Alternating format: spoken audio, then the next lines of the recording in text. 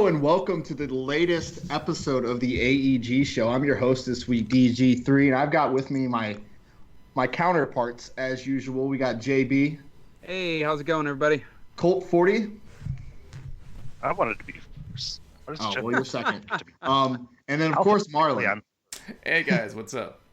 And then special guest today, we have Dave from Canuck Play. How you doing, Dave? I'm doing well. Thanks for having me on your show, and glad you guys are interested and happy to be here.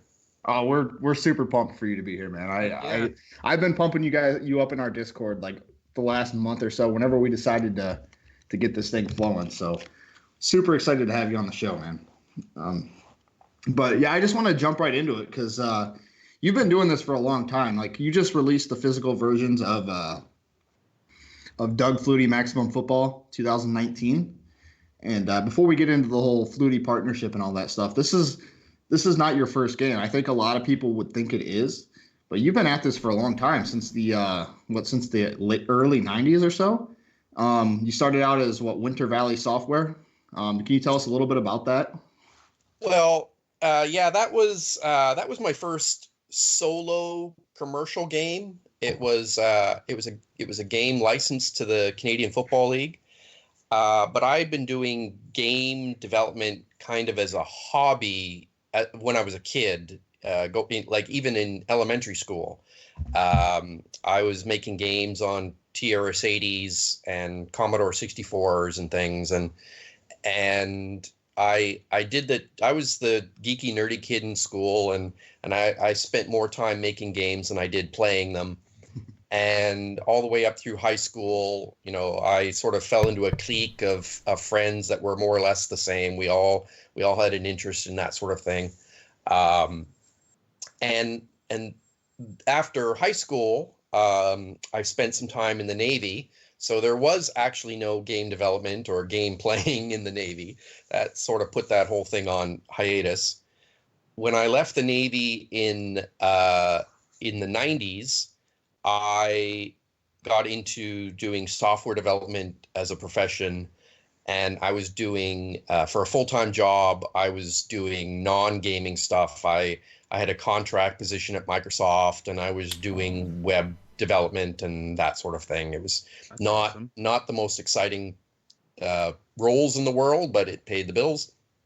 And on the side, I was doing game development, and I'd made a very simple little football game that was a top-down, sprite-based game, and I pitched the concept to the CFL, and they liked what they saw, and they wanted to give it a shot, and so released CFL 99 in the late 90s, and I've kind of been either making games professionally for companies like Electronic Arts and Warner Brothers and studios like that. Oh, wow. Or doing them on my own for companies like Canuck Play.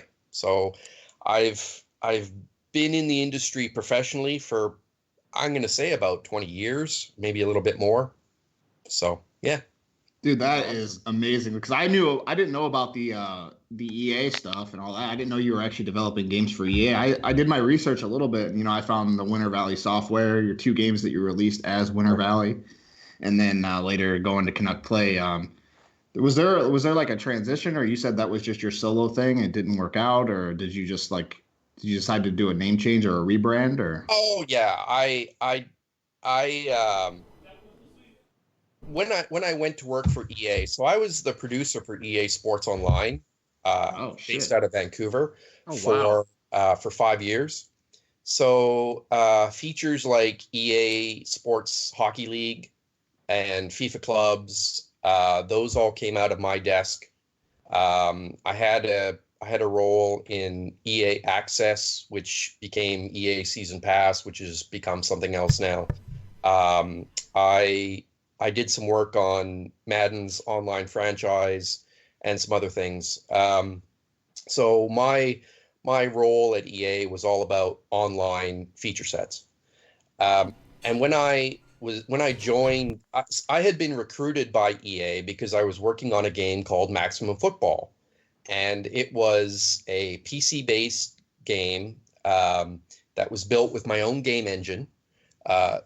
Game engines like Unity didn't exist at the time. There was no such thing as Unity. The Unreal Engine existed, but it was a $100,000 per seat license. So for me, it didn't exist. Yeah, right. So I had to build my own game engine, and the first I spent a lot of time in writing C++ code and writing a rendering engine and a very simple animation system, and then I built a football game on top of that. And it was multiple rule sets, just like the current Maximum Football is, and EA caught wind of it, and their studio general manager at the time, Steve Chang, shot me an email and said, "Hey, we see what you're doing, and it's really cool. And have you ever thought about working at EA?" And I hadn't really. I had a full-time job, and I was very happy. But eventually, I did go and work for EA, and I was their online producer. And when my time ended with EA, I worked for a couple of small studios and worked for a startup publishing company, and eventually created Canuck Play. So, yeah, sort of transitioned from doing my own thing in the basement to working at large studios, to working at smaller studios, to working at large studios again, to starting my own company in the basement, to now today we've out of the basement in dedicated office space with staff, and sort of growing it as organically as I can. That's amazing. It's a heck of a journey. Yeah, it is, dude. I didn't expect to be in awe already. Yeah, Oh, no. like that, he knows his shit. He I'm has supposed cut to his be- teeth, man, through all this stuff. I'm supposed to be keeping this episode and rolling through this episode, and I'm impressed, man. I can't. Yeah, I'll say, I don't. like, probably as our biggest sports gamer, like, it's kind of weird for me just to be talking to somebody who worked on these things, because I've done, like, Madden Online Dynasties. We did back when the licensed NCAA game was a thing. We used to do the dynasties on there online. So to kind of have somebody who worked on some of these online projects is Well, I great. think I forget. I think if you grab NCAA 7 or 8 and you go through the credits list and you get to the online section, you may see my name in there somewhere. So maybe That's something to check out. Legit. That's dude. That's amazing. Like I said, I Still didn't selling even. for $40. Yeah. Well, yeah. All those NCAA NCAA games. Yeah, NCAA 14 is selling for a ridiculous price right now. Obviously, it was the last like one. 50 or 60 Yeah. bucks still. Yeah, but yeah, it's amazing. That was one of the topics we definitely wanted to talk about, because obviously NCAA football games have been gone. Actually, NCAA games in general have been gone since 2013 was when the last one came out.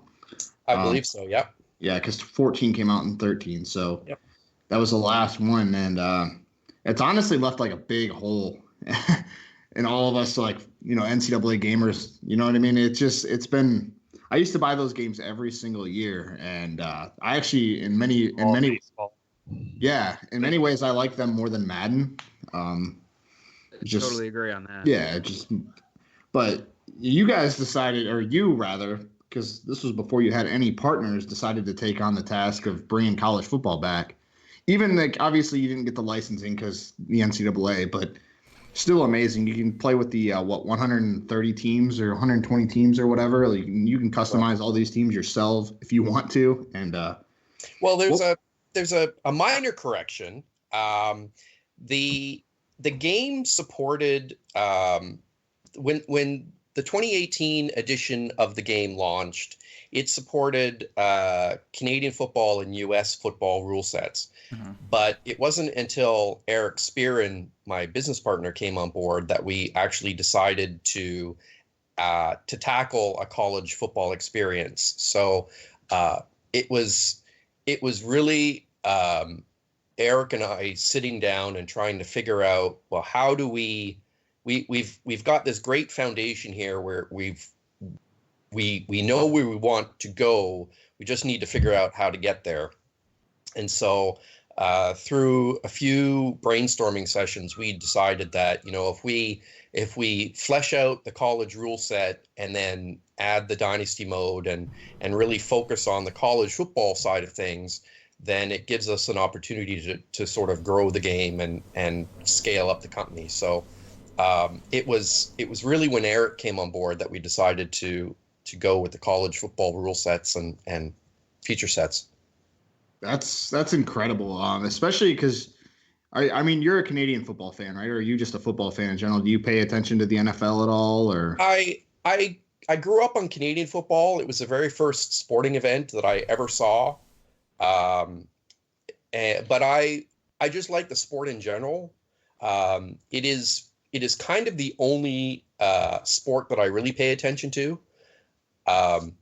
So it doesn't matter what the league is. I mean, I'm content watching XFL as I am. I was going to say, are we going to see an XFL rule set now? And so yeah, I just I guess I just, the thing that I really enjoy the most is the strategy part of football. Mm-hmm. To me, football, North American football, has more strategy to it than any other sport that I've ever seen, and that is what caught my attention. And I played it in high school, but eventually I stopped being big enough to keep up with as all the other guys kept growing, I sort of stopped. So as much as I tried to play it in high school, I eventually discovered that I'd probably be safer playing it on a computer. Makes sense. Yeah, you know? me too. Me Yep. too. Yeah, that's a big thing. Like I know when I found out about this game, I won't lie to you, man. I'd never heard of the previous entries. I never heard, like, I didn't know that 18, or in this case 17 was even a thing. So when this one came out, I heard about it and I was like, I don't know if you guys had more money for marketing or how that worked, but it was marketed a lot better to us in the States, I think, than the previous ones. And I as soon as I heard about it, I'm like, oh man, they're gonna have college football back to a certain capacity, and I got really excited. I won't lie. I went and got a copy as soon as it released physically because I like my physical copies of games. So Right. I was pretty excited. I want to say even Game Informer had a ad for it maybe a month or two ago. I think Yeah. you're right. Which means that. So can you tell us about that a little bit? Like maybe, especially for those of us that maybe had never heard of the previous games. Well, when Eric came on board and we decided to sort of take this out from being just me in my basement and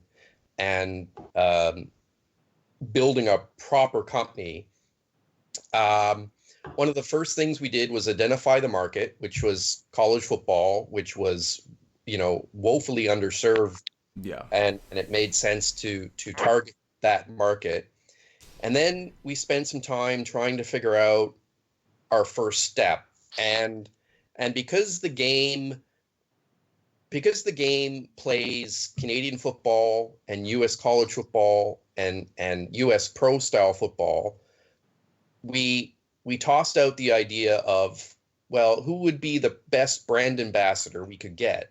Well, Doug Flutie, because he's excelled in all of those, all of those gameplays. So we just reached out to his agent. I think maybe in October of 2018, I think, and by November we had a deal in place, and we were sending out press releases with him being on board. So with Doug Flutie on board, that opened up a lot of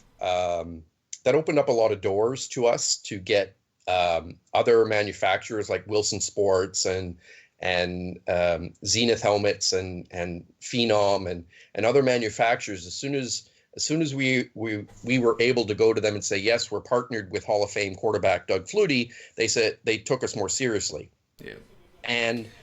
And at that same time, because we were focusing on the college experience, we decided that we were going to try something a little bit. Well, we thought it was crazy at the time, but we're more confident with that decision now. But we actually purchased a billboard outside of the football stadium in Nashville during college signing week. Oh, Nissan Stadium, Wow, nice. That's And awesome. so That is awesome. ESPN was, every time ESPN was having broadcast on the signing day in Nashville, the camera would pan around the city, and right in front of their camera every time there was our billboard. So That's awesome. we got kind of lucky with that one, but Yeah. it was more targeting advertising towards that college crowd and creating an experience that is specific to the college football fan, as well as maintaining our existing fan base with the other rule sets and the other type of experiences. So I think having Doug on board was kind of the thing that started the ball rolling. Absolutely. And while we're on the topic, we might as well go into the Doug Flutie partnership a little bit. I read somewhere it was a multi-year partnership. Is that true? Is it?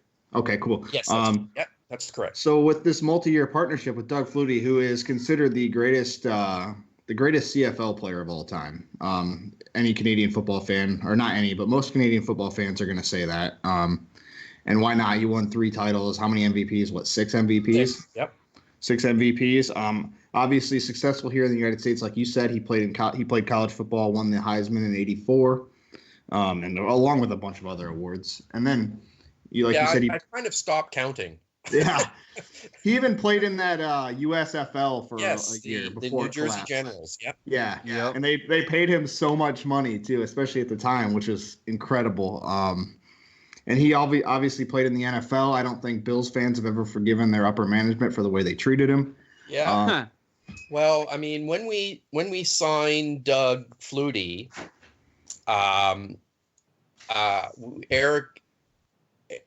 Eric and I were talking, and when we finally signed Doug Flutie, and we announced it on Twitter, and somebody replied on Twitter saying, well, why would you go after Doug Flutie?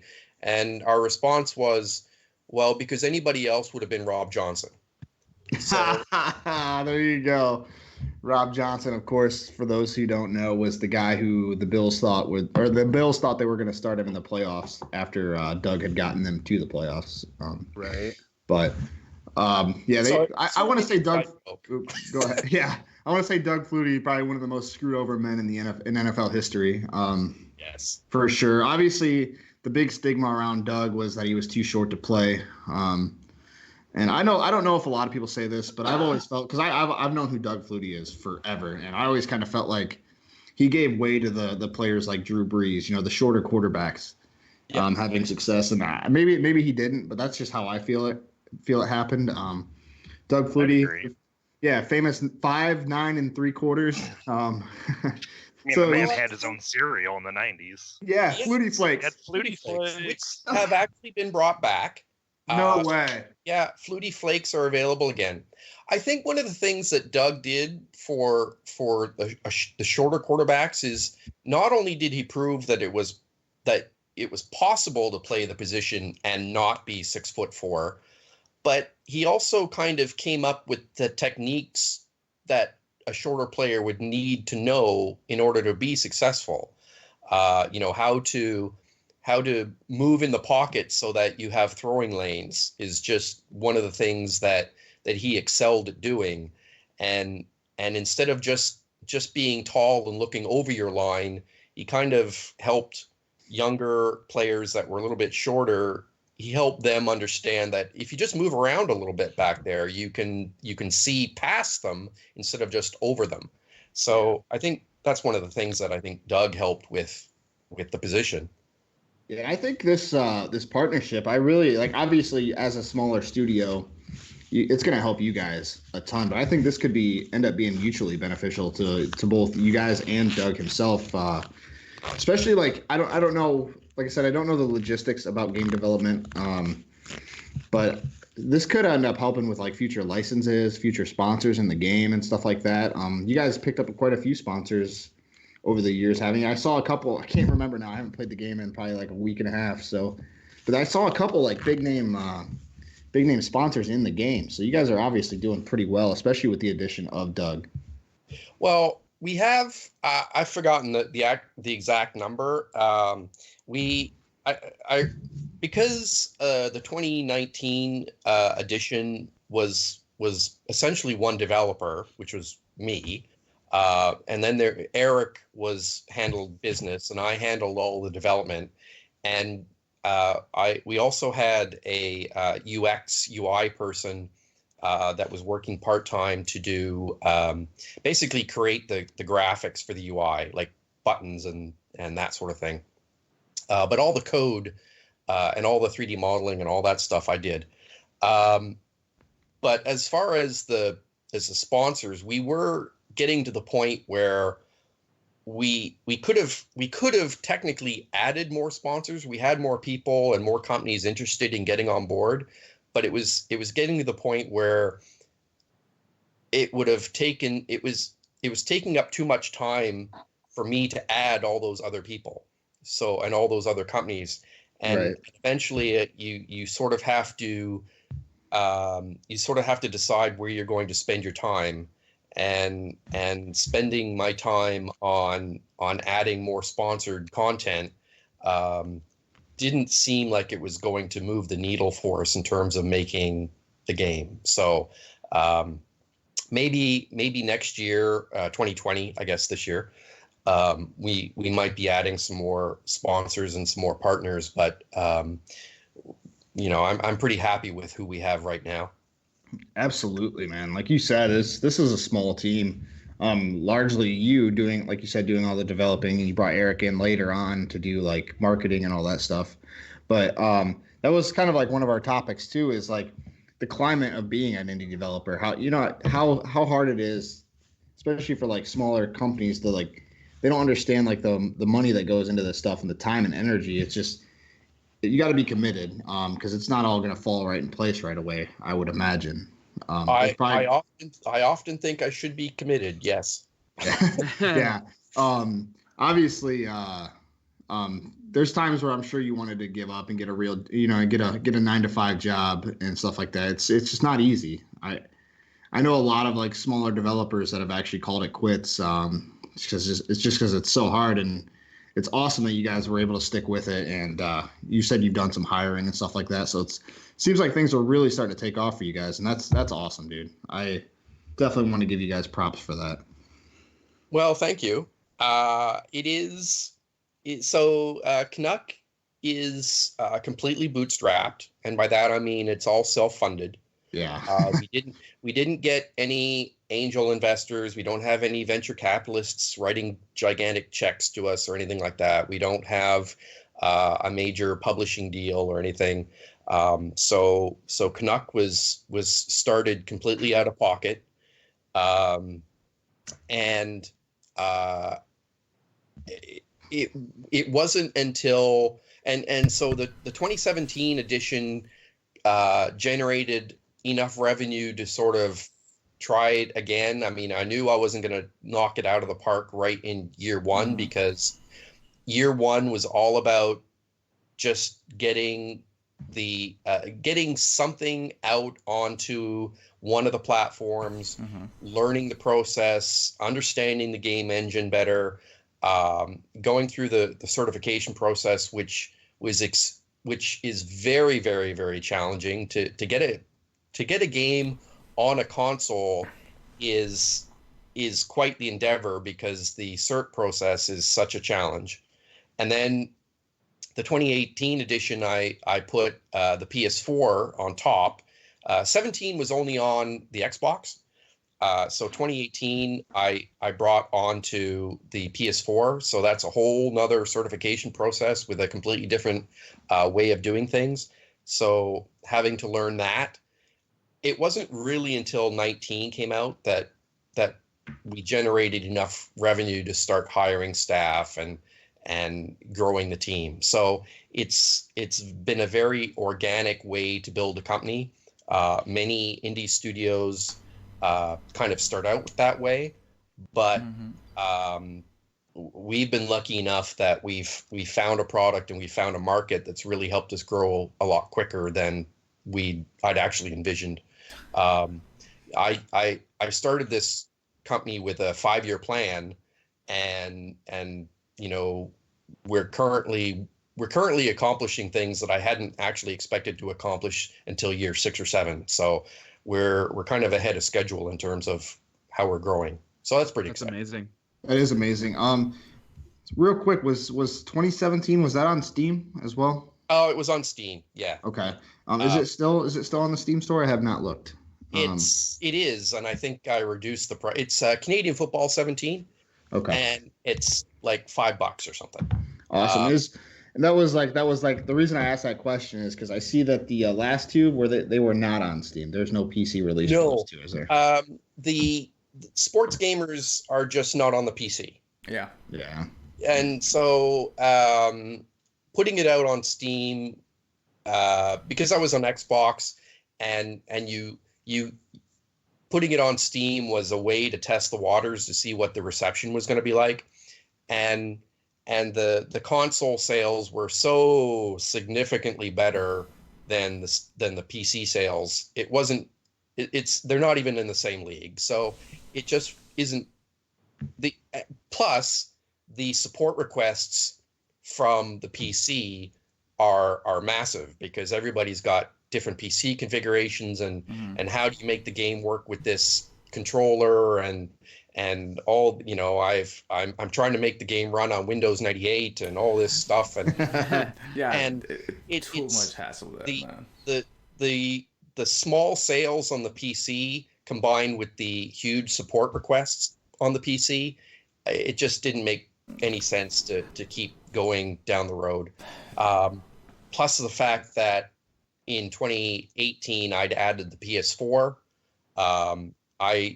I personally don't have the bandwidth to try and support 3-4 platforms, so I'm just focused on the 2 major consoles. Right, and there's obviously there's over 100 million PS4s out there, so super smart in getting it on the PlayStation 4 as well. Was there something preventing you, holding you back from developing on PS4 initially, besides the bandwidth, or was it just, you know, you're trying the waters on Xbox first because you had one, or? So in 2015, I decided to try. Basically, in 2015, I got this little itch to go back and look at the source code of my original Maximum Football game from 2005, but now, because game engines are out there and available, and I don't have to worry about writing rendering code, I can just write game logic. I decided to just sort of put together a very, very simple little prototype just to see what I could do. And I reached out to a former colleague of mine from EA who was now working at Microsoft, and I just said, hey, you know, if I wanted to publish a game on the Xbox, how would I do it? And she said, oh, well, you just have to fill out this form. So she pointed me to the website, and I filled out this form, and I submitted a game proposal. It's called a GDD, game design document, and they got back to me pretty quickly, and they said, hey, this is really a very interesting idea. We're very interested in having this on the platform. Can you send us a prototype? And they were clear that it didn't have to be anything finished. The simplest prototype was enough. And so that's what I did. I basically just took a picture of a football field and put it in the game engine, and had a little guy run around on the field and said, yes, I know how to use a game engine and I know how to Makes write sense, code. you know? And yeah, I kind of do know what I'm doing. And by the way, here's my LinkedIn profile that shows that I've been doing this for a while. And they got back to me. Microsoft got back to me really quick and said, yes, we're very excited to add you to our developer program, and we're also going to send you some dev kits. So not only did Microsoft That's too cool. approve the game, but they decided that I was worthwhile helping out. So they sent me a couple of dev kits and a couple of licenses for Unity, and I spent the next year and a half in my basement, literally a year and a half in my basement, building Canadian Football 17. Nice. And so because I was starting from scratch, and I had to build a complete football game plus a platform manager plus all these things and learn a brand new certification process, and the fact that Microsoft had sort of got me going, those things combined, I said, I'm just going to worry about Xbox this year. So just let's get one thing going first, and then add on that later. So Canadian Football 17, Xbox, and then Steam. When I decided to rebrand the game back to Maximum Football for 18, I also now had some revenue to purchase development kits from Sony. That was another thing that kind of kept me away from Sony, is that I had to buy the development kits from Sony, and they're very expensive. Yeah, that's what I said. We heard the Xbox process. I definitely want to hear the Sony process, because I know absolutely. we know how Sony operates. Like, trust me, if I'm playing on console, I love my PlayStations, but I also know a little bit about Sony. So can you explain Sony's process to us a little bit, if you don't mind? Well, it's very similar to Microsoft in that you send them a proposal, and if they accept your proposal, you sign up as a publisher, and they put you in their system as a publisher. But then they send you a link to a place where you can buy your development hardware. So you have to buy your development hardware, and it's very expensive.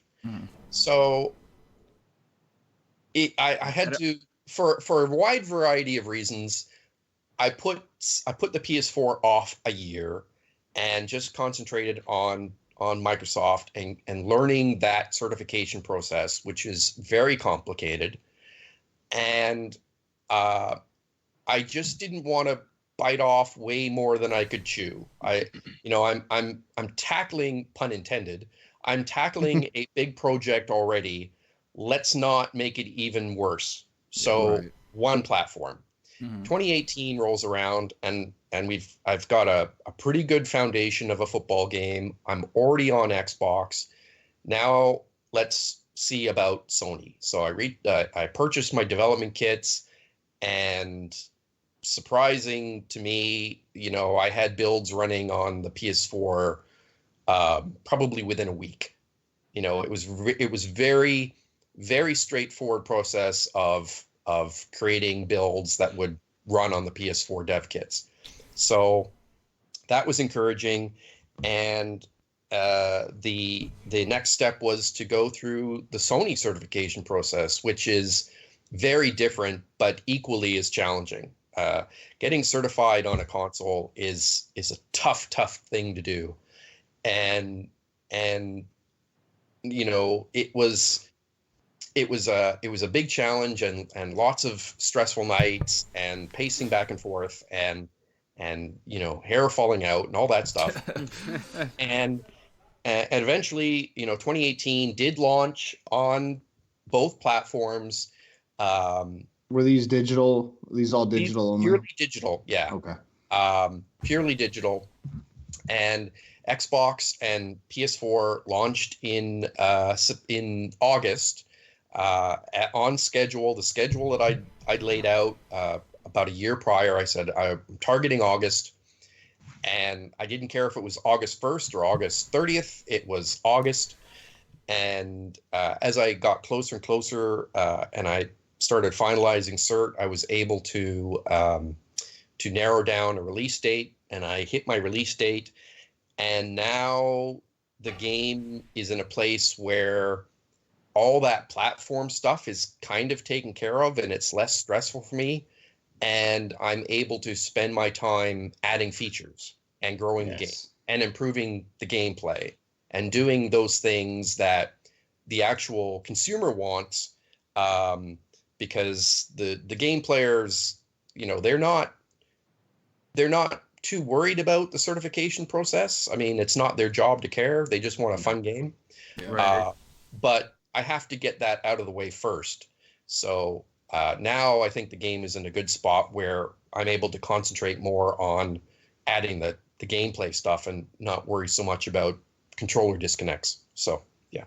Yeah, and there's a lot of people that they, like you said, they don't understand the development side. I mean, me included. I don't understand all the stuff that you have to go through. I mean, just since we started this episode, I've learned a lot. Like, I can't wait to. I actually am pretty giddy for this episode to come out.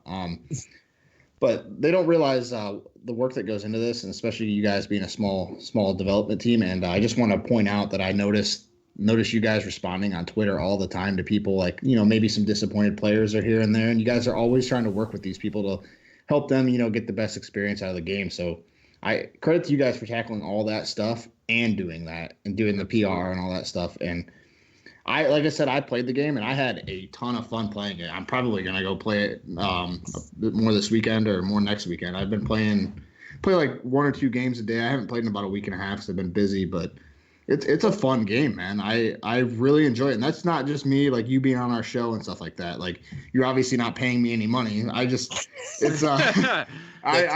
the game, man. I enjoy the game, and I can say that in all honesty. And I appreciate you guys taking on this project for real. I think a lot of football fans do appreciate it. Well, thank you very much.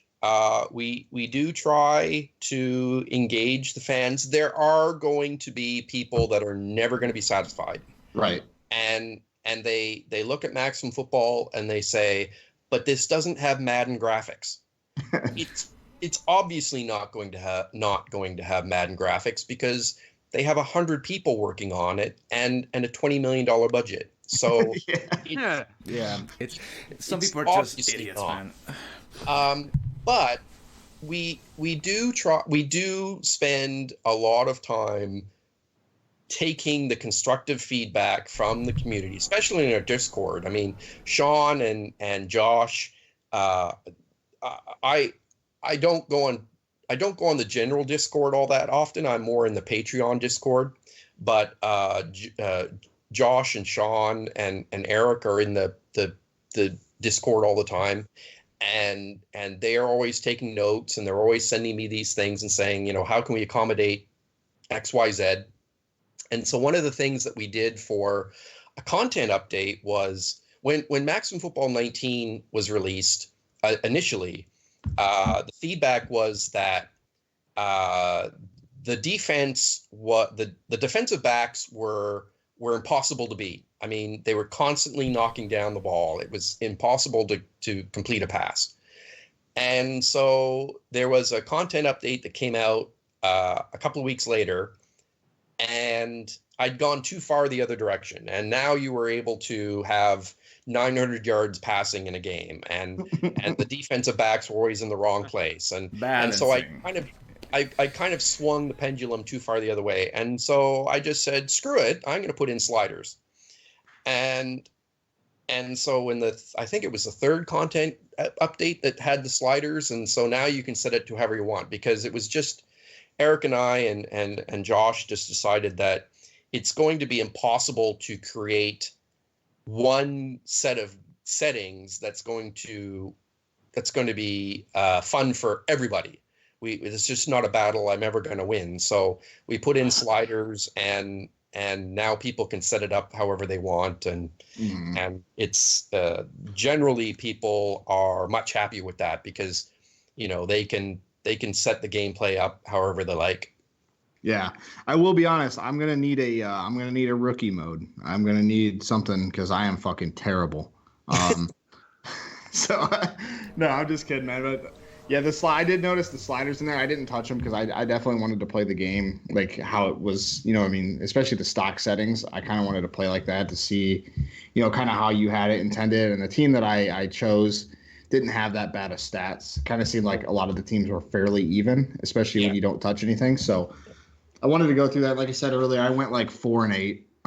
So not very good, but it's, I've seen things on Twitter and people said, "Oh, this game is really just too easy," and then we look at their sliders and they've got it cranked easy. So maybe not do that, and it's not going to be easy. No, for the actual physical releases, how did that go? Because this is your first physical release on console, and that just happened last month. They all came out, or they came out on both consoles, and I think it was the 4th of February they launched. Oh, okay, so it was last month. Yeah, and it is March. So last month. So that's again Eric working his magic. I let Eric run that sort of business relations side of things. What's interesting is that he started speaking to the game is Maximum Football, and he started working with a company called Maximum Games. So that seemed pretty appropriate. And they were really, as soon as we started talking to them, they were really eager to get on board. And we had meetings in Toronto and things like that. And they were setting up sales into Walmart and GameStop even before we actually signed the agreement. So they were right on the ball.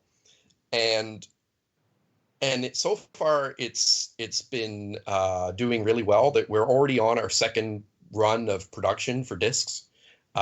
We sold out our first production run of discs in pre-order, so we had to produce another run to actually put them in the stores. Okay. So we've been pretty happy with how that has been going. Yeah, that's amazing, especially because it had to raise production costs at least a little bit going physical, I would imagine. Especially because the physical copy is only $20. I mean, it's $20 everywhere last I checked, and that's US dollars. I don't know what it would be Canadian. It's $29. Okay. $29 here. Okay, so it's $10 more. Yeah. Yeah, that's amazing, man.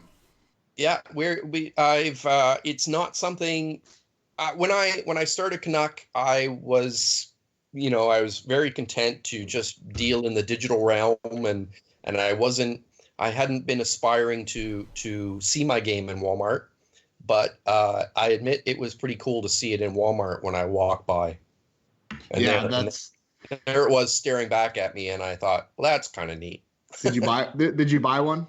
Did you buy a physical copy? I did not buy one. I wanted to see. I already have a copy. Oh, okay. So, yeah, I already have a few copies of the game, but I didn't want to deprive somebody else of getting their copy. So absolutely, yeah.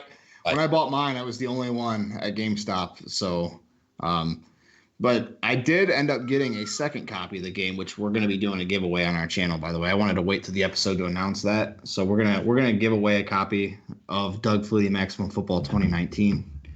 Now is the best time to announce it. So I bought an extra copy to give away. I'm pretty excited about that. We definitely like supporting these smaller developers, and especially with the cost and stuff. Like, is there a reason why the physical copy is cheaper than the digital copy? Because the game was originally released in September, so we're pushing 6 months now.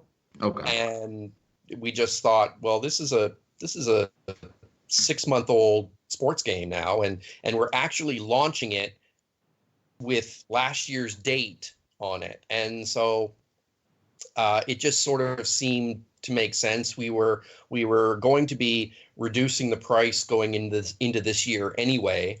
Okay. So we decided that what we'll just have them all line up. It's just kind of how that worked out.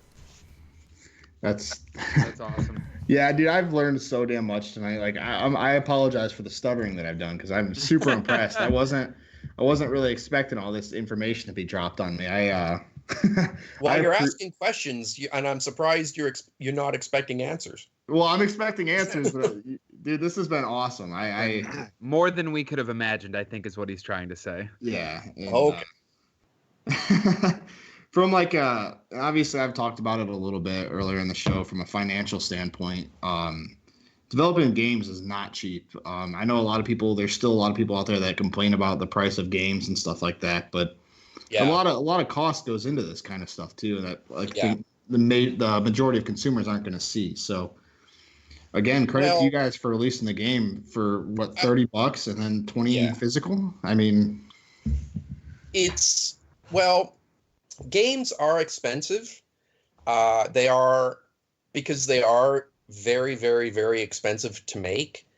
And I kind of think that, if you look at the cost of a movie ticket, movie tickets have spiraled out of control in the past few years. Yes, when I look and I think, well, geez, when I saw Star Wars originally, my movie ticket was $4, and then when I saw the latest Star Wars, it was closer to $40. So it's really, if you compare games to movies, game prices to the consumer have actually kind of stayed pretty static. Yep. They haven't gone up as much as movies have gone up, but the costs of producing the games have gone up dramatically. And I'm not sure that consumers really understand that, or they just don't realize it. At the same time, some games make gazillions of dollars. I mean, if you look at Fortnite or Red Dead or some of the big games, I mean, they're making gazillions of dollars. But most games don't. Most games you're kind of happy if you just break even. Certainly from an indie developer world, if you release a game and you break even, then you should be pretty happy. But we've been really lucky with Maximum Football in that it's done much better than break even, and it's allowed us to grow. But really, most games out there, when you look at all the games that are actually released, it's a very small percentage that are mega successful. So I understand why consumers say, hey, I'm spending $60 for a video game seems really expensive, but when you look at it relative to how much it costs to make it versus the inflation of other types of entertainment media, I don't think it's really all that expensive. Right. And that makes sense. I think it's good to hear someone like you talk about it too, and maybe it'll help, others like myself understand a little bit more about the industry as a whole. And Dave, I've been kind of like asking the interview questions here, like staying on outline and stuff like that, and you've just been awesome, dude. We've all been sitting here like completely amazed by the stuff you've been saying and stuff like that. It's been incredible. I want to give these other guys a chance to kind of ask you anything or talk to you about something, because I think you've covered most of it, but I definitely want to see if these guys have anything to say or add to anything you've been saying. Or hey guys, anything? Well, not to put you on the spot, but since you have development kits for the Xbox One and PS4, do you have development kits for the PlayStation 5 or the Xbox Series X? No, I'm totally kidding. You don't have to. I do not. I do not have development kits for next gen. And that's pretty much all I'm allowed to say about that. Yeah, I was gonna say. I was curious. I was gonna ask, like, well, are you interested in eventually like moving to the next generation of systems? Yeah, I mean, it's. So I have been assured by both first parties that everything that I'm working on now will be forward compatible. So That's building awesome. on the current hardware will just work on next gen. It just won't have the bells and whistles of next gen. right? Course. It'll work, but it won't have whatever funky new feature they've got. Right. But no, I don't even know what a PS5 controller looks like. So, yeah, no, I've not seen either of the dev kits. You heard it here first, guys. He doesn't even know. Dave, though, like I could tell, Dave, you knew that question was going to come up. Of course. You were prepared for it. You've been asked that question before. I can tell. But you guys, Marlon, Danny, you guys got anything you want to add, or? Marlon, you can go if you have anything. No, I have a couple of questions, but so the first one will be more like, given the fact that for Canuck play, and specifically for you decide to do yearly titles like Canadian football, for example. Sure. And I know that for the most part it takes about between 9 to 10 months of a developing cycle to do this type of things, or at least try to do it as much as you can, because I'm pretty sure, like EA specifically, they work on certain features throughout the years, but they don't implement them everything at the same time. So right. I'm asking you, what for your team, what that you manage, what for you decides what's the best features to implement in any specific game that you're doing? Is it because of what you feel like that this game needs, or you feel like this needs to be added on because you've been working so hard for it? Like, for example, you were talking about the sliders, for example, that the game didn't have that at the beginning, but you realized that you needed that as a way to be able to help the players be able to customize the game that they wanted. So just wanted to know a little bit more about the gaming development process in that regard.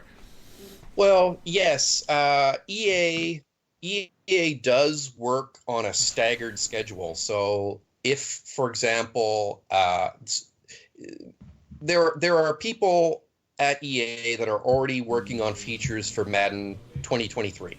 Yeah, right.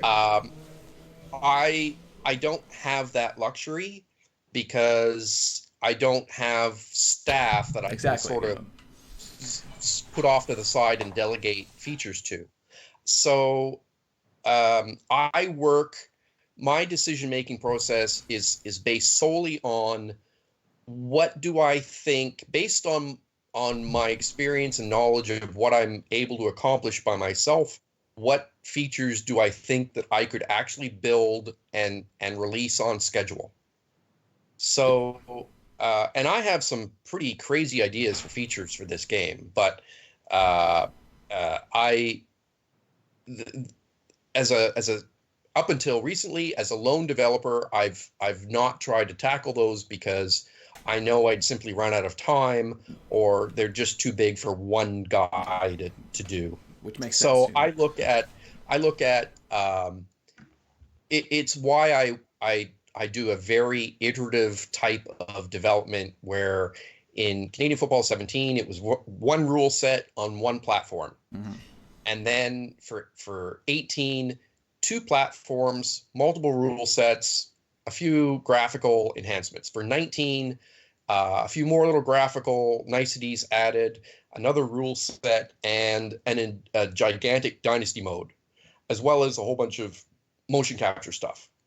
And so for 20, yes, I've added staff, which means that I can delegate features to Sean, and he's working on features that I can't disclose yet. I understand. But and I'm working on a different set of features that I can't disclose yet. But it's nice now that I still have to worry about scope of features and ensuring that Canuck is hitting schedules in terms of making sure the game hits certification on time. Yeah. I am very schedule focused. You can't generate revenue to pay your staff if you're not hitting your dates. So right. It's very, very date schedule conscious. Yeah, you got to keep yourself on track. It's like any business. If you are not hitting your goals for a specific quarter, you're gonna be dealing with some very angry staff, and nobody wants to deal with that. Yes, and so with more staff on board, even if it's one person, one extra person right now, it's nice to be able to say to a greater degree, yes, we can do that. I'm not doing it all by myself anymore. Mm-hmm. So yeah, we can tackle that extra feature. Yeah.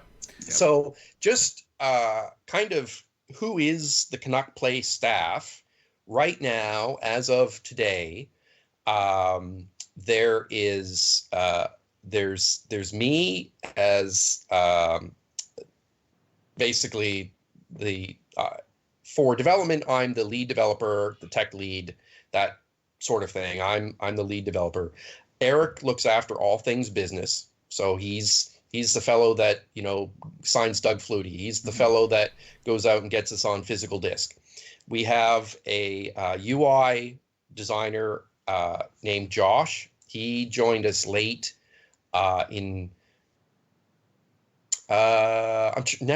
he joined us around the middle of 2019, if I am remembering correctly. He'll listen to this video and this podcast and say, "No, I joined you this." But he'll be the first one to correct me, because I'm drawing a blank now as to when he joined. But he looks after all the UI stuff. So he does the button design and screen. He takes wireframes and turns them into nice looking art, and he's the one that came up with the look and feel for the 2019 game, and he's working on the look and feel for 2020. And I also have another full-time developer named Sean, and he's looking after, he's taken over the Dynasty mode development from me, and he's also working on a couple of other things that you'll find out about later on.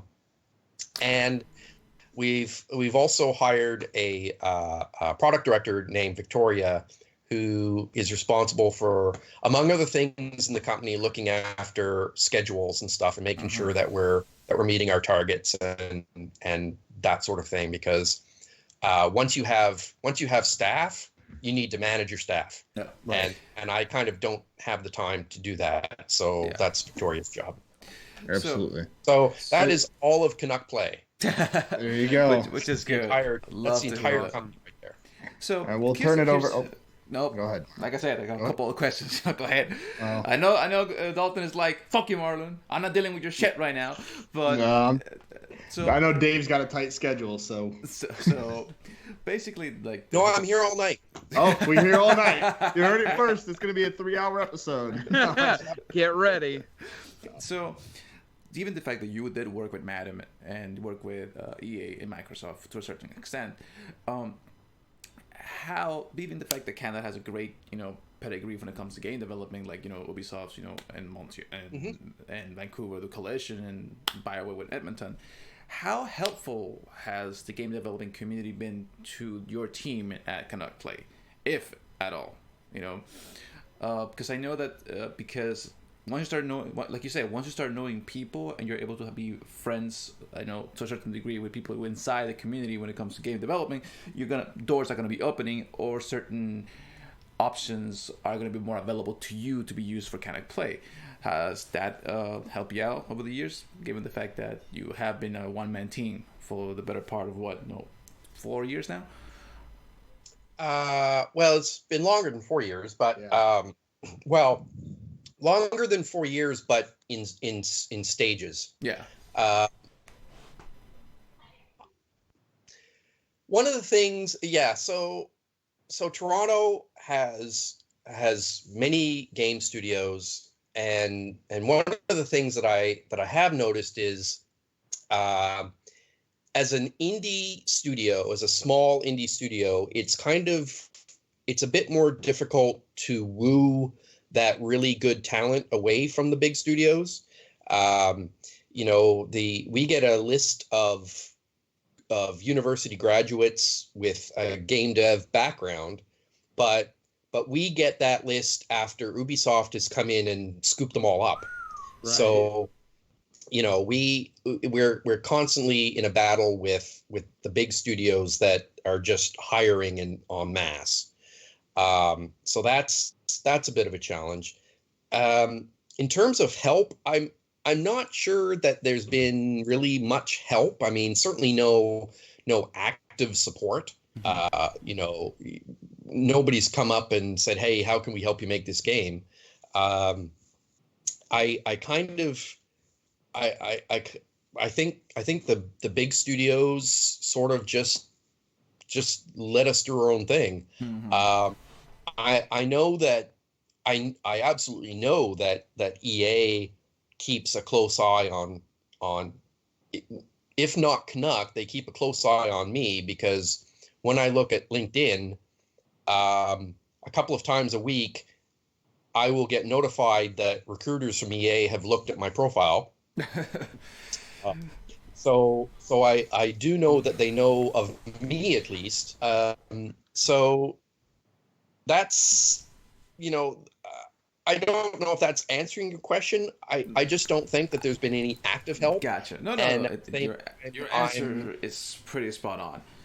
So, because I know for a fact that it is difficult for indie developments to basically get help for the big studios, because at times they don't see them as either competition, but they just see them as like a nuisance at times. You're just thinking, oh, okay, they're just doing their own thing, but hopefully they don't cut into our market right now. But because how game developing has come nowadays, it's for certain companies, specifically EA, and they love to do that, which is like either they buy out the indie development that they really like, or they try to stifle them in any way that they can. But yeah, no, I enjoy your answer. You were honest about it. So the thing for me, and this is more towards you, do you have any aspirations to develop something other than sports titles in the coming future? Yes. Actually, I was going to ask that too. So I can't go into specifics, but one of the reasons. So Victoria, who's a product director, she's also taken on the role of product director for a non-sports game. It is so far down the spectrum of not being a sports game. It's a light year away from being a sport. So I do not want Canuck Play to be just that football video game company. It's very important that we don't put all of our eggs into one basket, because we know full well, all of us on the team know full well that as soon as EA decides that they want to do another college football game and figure out the logistics of doing it, we are running into trouble. Right. So as much as people really enjoy the customization and being able to create your own football universe, we probably would have a very challenging time as a small indie studio. We would have a very challenging time dealing with a fully licensed product. Yes. So to counter that, the other thing is that sports titles are notorious for generating the vast majority of the revenue within a first month or two, and then it falls off a shelf. Right. And that's really good, except it becomes difficult to budget and allocate revenue if you're not going to get another big spike for 10 or 11 months. Right. So I would like Canuck to have another title that maybe doesn't have quite as big of a spike at the very beginning, but has a much longer tail in terms of revenue generation. So yes, that's a long answer to a very quick question. We are working on things that are not sports gaming related. I appreciate that. Yes, thank you. Because I'm actually glad you asked that, Marlon, because that was going to be one of my ending questions. So I'm glad you asked that. Danny, you got anything? I got two questions. One is very straightforward. Did you guys use any motion capture for the 2019 game, or was that all kind of scratch in-house stuff? We did do a full, every 17, 18, 19 all use motion capture, just different types of motion capture. So, using a motion capture studio is extremely expensive. Right. It is just very, very, very expensive. So for 2017, I purchased a motion capture suit that uses little tiny accelerometers and they're little sensors that you strap onto your various joints and things. And as you move around, these little sensors track the movement of your bones, and they send all that data to a computer that turns that into a skeletal structure, which you can then take that data and use it in a film or use it in a game or whatever else. And it works to a point. It was reasonably inexpensive, so that was good. And it allowed me to create animations that got me started, because there are so many animations in a sports game. Really, in a football game, there was a lot of animations. And to try and do them all keyframe, well, I'd still be there doing them. Yeah. I had to be using motion capture. So this was a way to get started. The issue with these suits that have the little velocity sensors in them is that the one that I purchased, could only capture at 15 frames a second, so 1.5. And it didn't do rapid movement very well. It couldn't capture rapid movement. And of course, this is a sports game, so everything's rapid movement. So I kind of tried to make do with the animations that I had, spend a lot of time cleaning them up, trying to fix feet and that sort of thing. And it got me started. And that's really all I wanted. Just give me something to start with.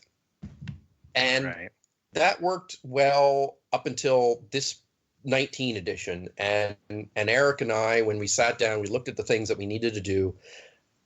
Brand new motion capture was going to be a big part of what we needed to do. So we started working with a motion capture studio in Toronto, and they do mostly motion pictures, but they have also done a lot of games. And we brought in 4 athletes from McMaster University that play on the McMaster Marauders, and we put them in the marker suit with a little reflective ping pong balls. And I think there was 128 cameras spread around the space. And so our motion capture data, our recording jumped from 15 frames a second to 120 frames a second. There you go. Wow. And it was a massive improvement. And we were also able to capture things faster because it was easier to get set up and go to the next movement. So spent 3 days in that studio, full 3 days, with a quarterback and 2 receivers and a lineman, I think is what we had. And they went through various football moves, everything from standing idle to dropping back and throwing and blocking movements and celebrations and stuff like that. When the game starts and the camera pans through the stadium, and then during the coin toss, you see the 4 guys just sort of tossing the ball back and forth. I mean, that's just the 4 guys standing around tossing the ball back and forth. We even recorded the ball. So if you look at the football we used, it's got little tiny marker dots on it, and it's really helped. It's really helped make the game more fluid, because you're not dealing with 15 frames a second in terms of, Right. there's a little bit more fluidity there. Awesome. And one of the goals for this year is to keep growing the staff.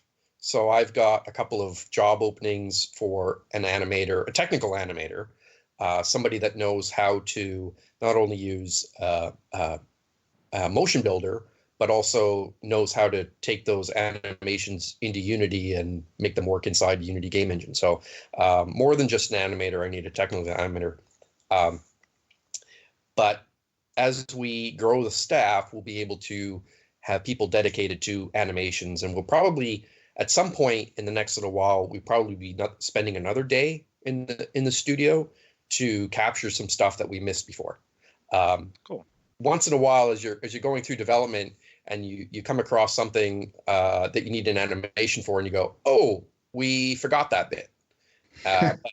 But if you don't have your own motion capture studio like Ubisoft, you have to rent it for the full day, and that makes it really impractical to just go and do one motion.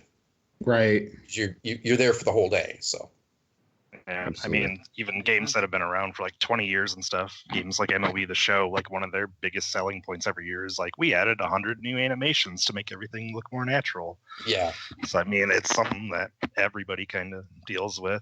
My other question, get to the hard-hitting question here. I mean, we're living in a good day for indie developers where I think Steam, has helped a lot with being able to get some of these titles out in people's hands. And there's been huge successes, cult classics, award-winning games coming out of indie developers.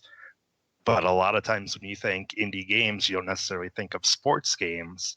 Right. So what are kind of like the challenges of being an indie developer putting out a sports game? I mean, obviously you're always going to draw parallels from people to Madden and NCAA because that's what people think of when they think of a football game. So what are like the challenges that you face being an indie developer tackling such like a big sport? Well, I am obviously very biased. This is an extremely biased answer, but I am firmly of the belief that sports games are the hardest type of game to make. I would agree. And a football game is the hardest type of sports game to make because you are trying to replicate real life. And you're trying to replicate it in a realistic fashion. So I'm not using pixel art. I'm not using hand-painted texture art. I can't leave out rules of the game because they're hard to implement.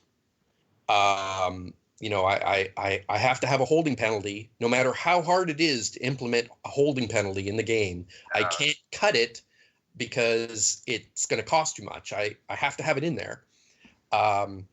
Whereas with other titles that are fictional or deal in a fantasy world, well, you can cut things that become difficult, or you can have interesting, unique art styles. And I do see a lot of commonality in indie game art. And I'm trying to sort of move a little closer to the realism art style. I'm nowhere near where I want to be yet, but that's kind of the direction of the spectrum I'm trying to get to. So I think when it comes to that, that's kind of the biggest challenge, is why you don't see a lot of sports games in the indie space. And I also kind of think that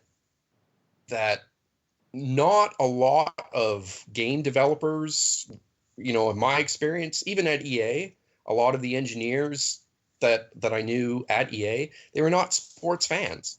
So working on a football game isn't something they want to spend their day doing. Right. So there's a combination of things. You have to be really passionate about what you're spending your 14 hours a day on. And if you're not a sports fan, I can really understand why you would not want to be working on a sports game all day. Absolutely. So just wrapping up here, guys, thanks for the questions. Those are awesome. Like I said, Marlon asked one of the questions I wanted to ask, and I appreciate him doing that. Gets that out of the way. Real quick, the one thing I want to ask is, there any plans or any attempts to maybe possibly get that CFL license back, or have you talked to them at all, or is it just not something you're able to do right now? Or The last time I've spoken to anybody from the CFL was April of 2016. Okay. So that's a while ago. Yes, it is. And I know that I do know that we come up in conversation quite a lot. Yeah. The every year prior to Grey Cup, the commissioner has a state of the league address, and it's very much focused on the media. It's a big room of media types, and they ask their questions. And then he walks across the hall to a much bigger auditorium, and he addresses the fans. And the fans can go in and they can ask the commissioner whatever questions.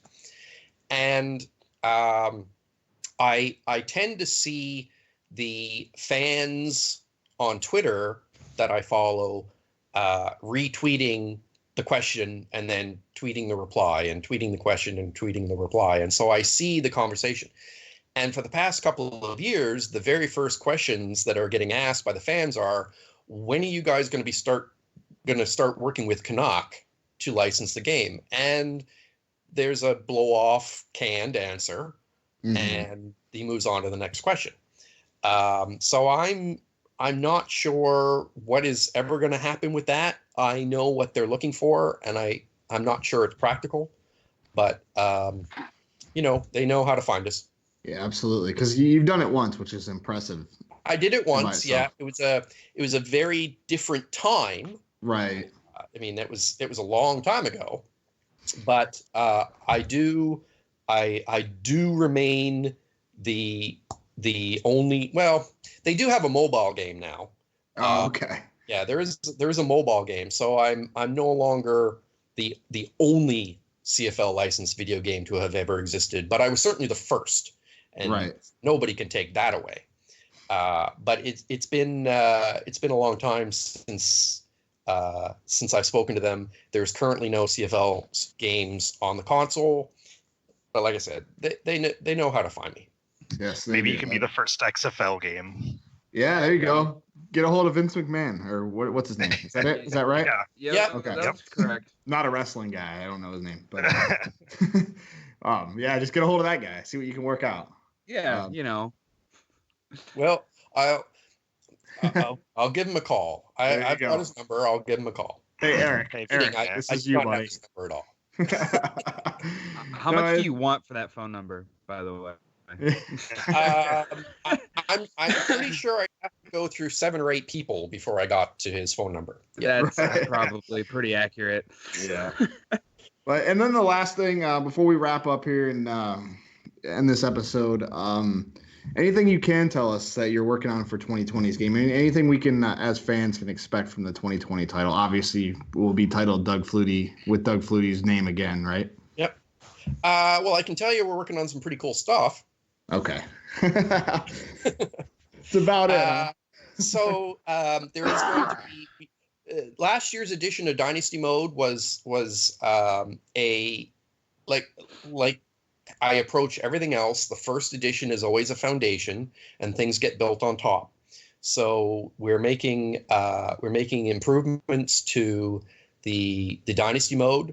We've got a couple of other customization features that are going into the game, and we're adding a additional gameplay mode that is Sean is working on. So Sean has taken over Dynasty Mode from me, and he's working on an additional mode, and I'm doing a couple of other customization modes. We're also spending. We've also made a partnership which will get announced in April, and that will.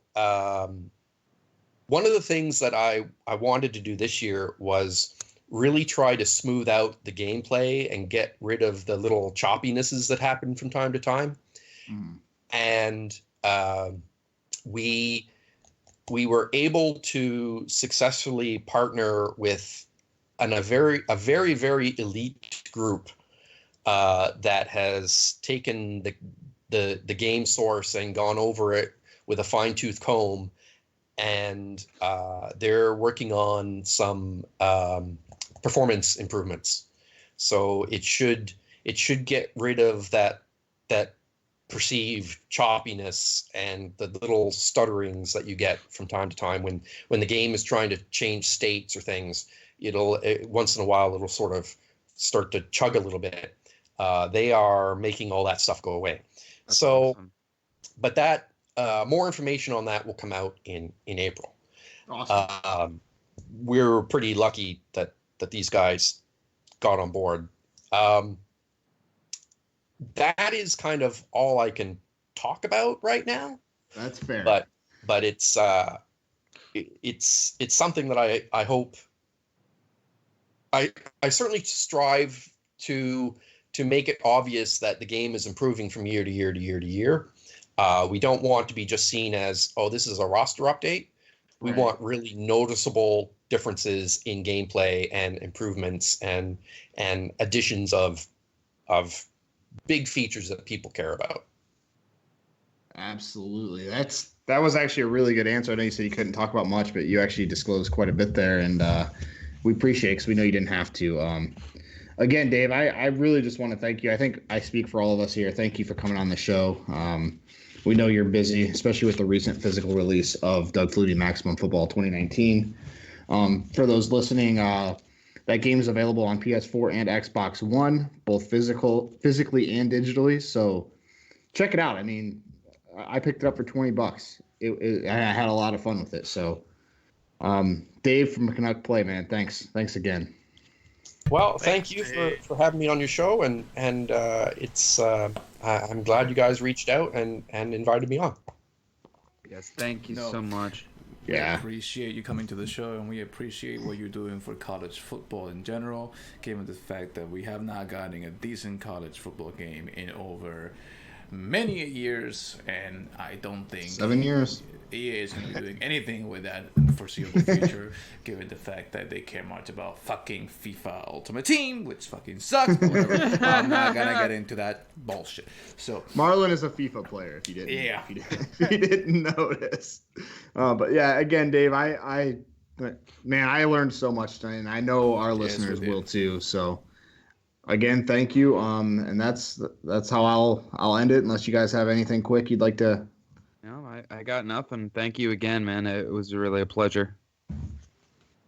All right. Okay. Thank you. Thank you.